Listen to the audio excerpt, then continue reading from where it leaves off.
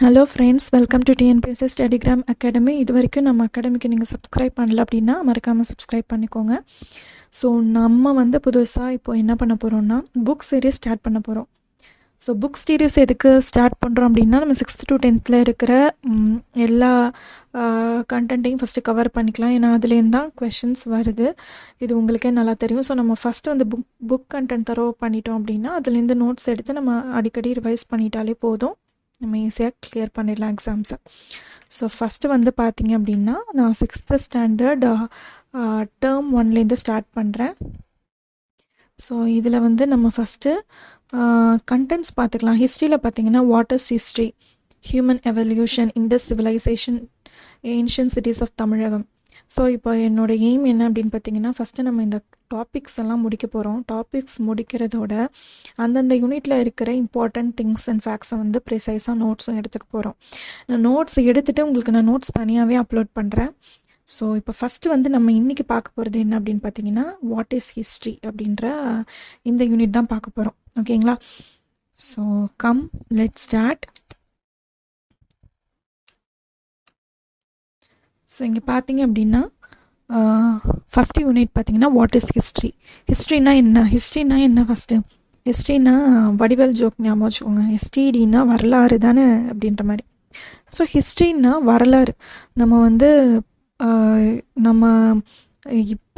நம்ம வரலாறு இப்படி தான் இருக்குன்னு நம்மளால் தெரிஞ்சிக்க முடியுது இல்லையா? அதுக்கு காரணம் வந்து நிறையா இருக்குது. ஸோ எதெல்லாம் யூஸ் பண்ணி நம்ம ஹிஸ்ட்ரி இப்படி தான் இருக்குன்னு தெரிஞ்சுக்கிறோம், அதெல்லாம் பற்றி சொல்கிறது தான் இந்த யூனிட். இங்கே பார்த்தீங்க அப்படின்னா, ஃபஸ்ட்டு நம்ம பார்க்க போகிறது தமிழினி அண்ட் மதர். தமிழினி வந்து அவங்க அம்மாவோட ஒரு சின்ன உரையாடல், அவங்க ஸ்கூல் முடிச்சுட்டு வந்து சொல்கிறாங்க ஹிஸ்ட்ரியை பற்றி படித்தேன்னு.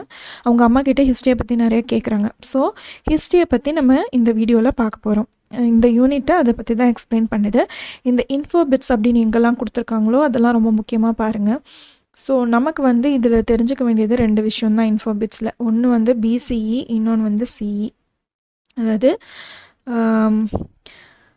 சிஇன்னா என்னன்னு ஃபஸ்ட்டு பார்த்துடலாம். சிஇன்னா காமன் எரா. ஸோ இது காமன் எரான்னா அப்போ இது என்னது? இது பிஃபோர் காமன் எரா. ஓகேங்களா? ஸோ பிஃபோர் காமன் எரா அப்படி இல்லைனா காமன் எரா அப்படின்றதான் நம்ம யூஸ் பண்ணி ஹிஸ்ட்ரி டைம்லைனாக சொல்கிறோம் அப்படின்னு சொல்கிறாங்க. அதாவது இங்கே பார்த்தீங்கன்னா 0 இருக்கா, அதுக்கப்புறம் வந்து இயர்ஸ் இன்க்ரீஸ் ஆகிட்டே போகுது பாருங்கள் இந்த டைரக்ஷனில். ஸோ இதில் பார்த்தீங்கன்னா இயர்ஸ் வந்து பின்னோக்கி போகுது. இது எப்படின்னா, ஸோ இப்படி தான் நமக்கு கொடுத்துருக்காங்க. ஓகேங்களா? இதை வந்து சிஏ வந்து ஏடின்னு சொல்லுவாங்க. ஏடின்னா அன்னோ டொமினி. ஓகேங்களா? ஸோ இதுதான் வந்து ஹிஸ்ட்ரியோட டைம்லைன். இதை வச்சு தான் நம்ம படிக்கிறோம் அப்படின்னு சொல்கிறாங்க. ஓகேங்களா? நெக்ஸ்ட்டு வந்து பார்த்திங்க அப்படின்னா, ஹிஸ்ட்ரின்னா என்ன? History is the study of past events in chronological order. ஒரு குரோனாலஜிக்கல் ஆர்டரில் படிக்கிறதா வந்து ஹிஸ்ட்ரி. ஹிஸ்ட்ரின்னா வரலாறு.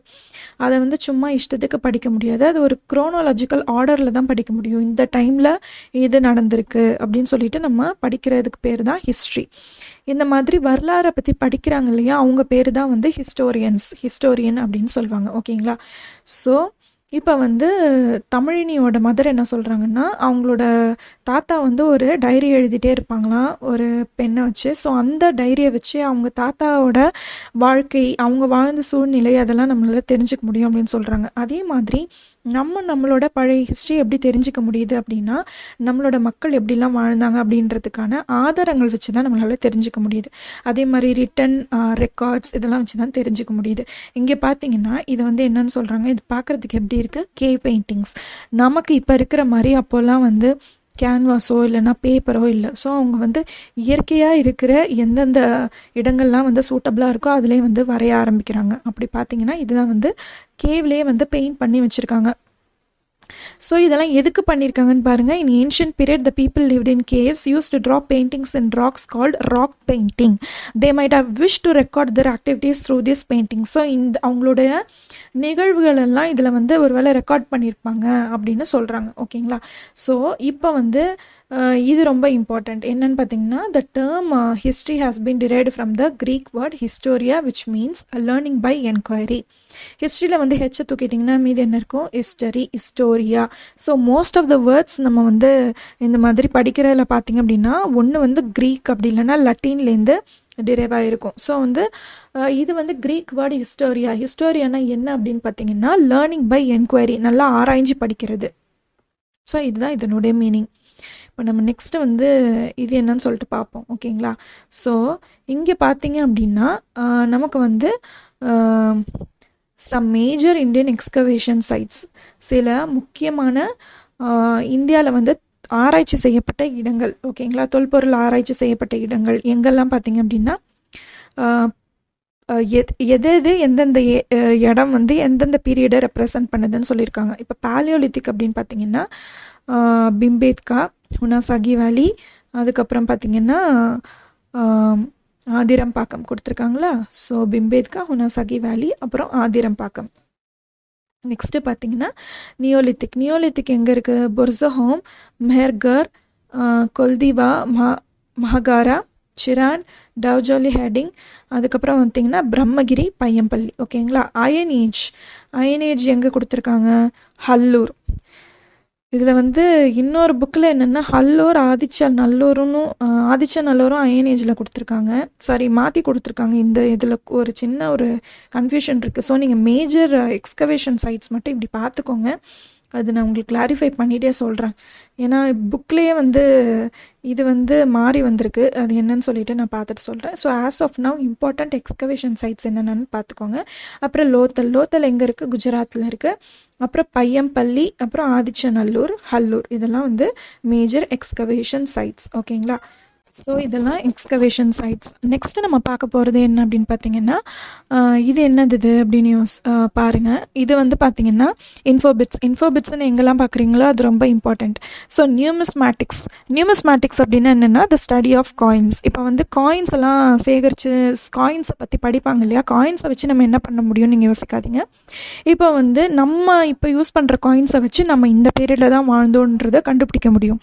அதே மாதிரி பழங்காலத்தில் நம்ம வந்து முன்னோர்கள் என்னென்னலாம் யூஸ் பண்ணியிருக்காங்க அப்படின்றத கண்டுபிடிக்கிறதுக்கு இந்த காயின்ஸ் வந்து ஸ்டடி ஆஃப் காயின்ஸ் உதவுது. ஓகேங்களா? ஸோ இதுதான் numismatics, the study of coins. Next பார்த்தீங்கன்னா epigraphy, the study of inscription இந்த கல்வெட்டுகளை பற்றி படிக்கிறது தான் எபிகிராஃபி. ஸோ இதன் மூலயமா நமக்கு என்ன பண்ண முடியுதுன்னா நம்ம ஹிஸ்ட்ரியை பற்றி நல்லாவே புரிஞ்சிக்க முடியுது. ஓகேங்களா?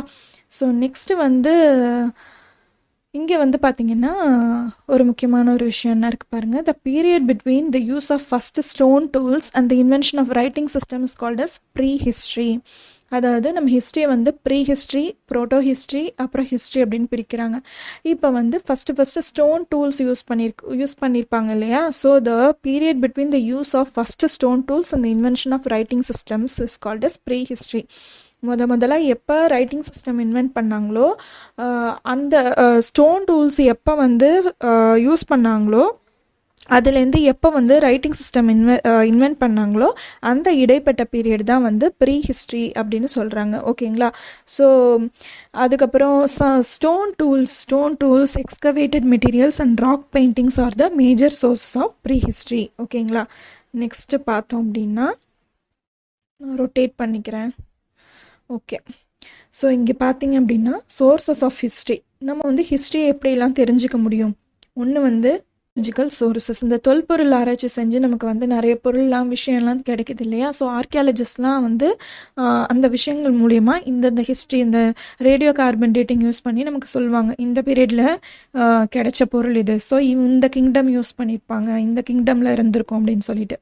இங்கே பார்த்தீங்கன்னா காயின்ஸ், நாணயங்கள் வச்சு நம்மளோட ஹிஸ்ட்ரியை தெரிஞ்சுக்கலாம். இன்னொன்று வந்து ஆர்டிஃபேக்ட்ஸ்னால் இந்த மாதிரி கலைப்பொருட்கள்லாம் பார்த்தீங்கன்னா பாட்ரிஸு, அப்புறம் டாய்ஸு, டூல்ஸு, ஆர்னமெண்ட்ஸு இதெல்லாம் வச்சு வந்து நம்மளால் கண்டுபிடிக்க முடியும். நெக்ஸ்ட்டு வந்து பார்த்திங்கன்னா இன்ஸ்கிரிப்ஷன்ஸ்.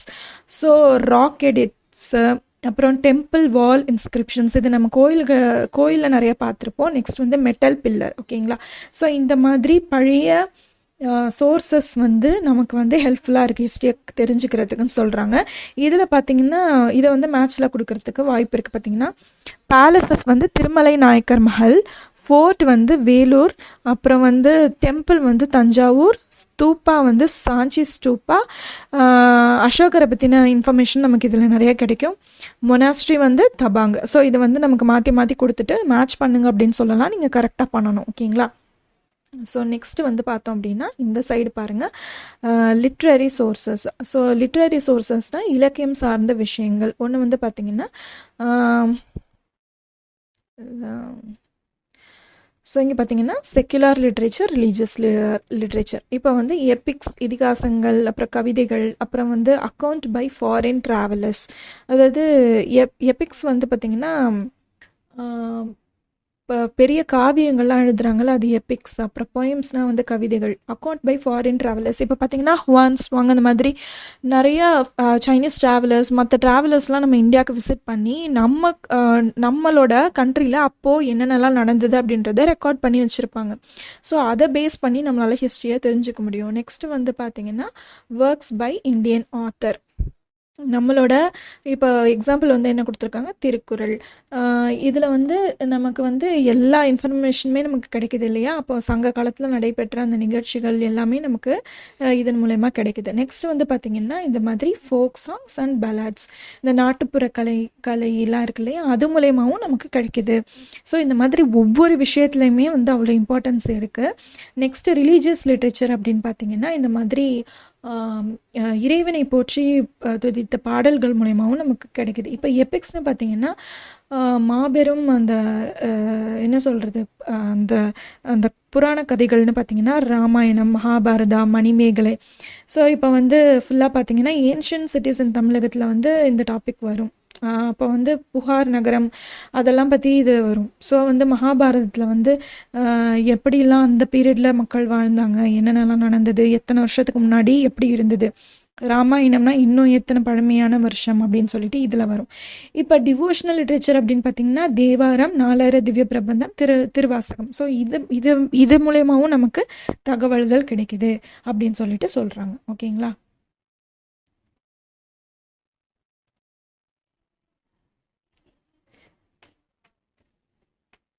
இப்போ வந்து பாருங்கள், இது ரொம்ப ரொம்ப இம்பார்ட்டண்ட் டாபிக். என்னன்னு பார்த்தீங்கன்னா இந்த யூனிட்டில் வந்து ரொம்ப முக்கியமான ஒரு டாபிக் வந்து மைட்டி எம்பரர் அசோகா. ஓகேங்களா.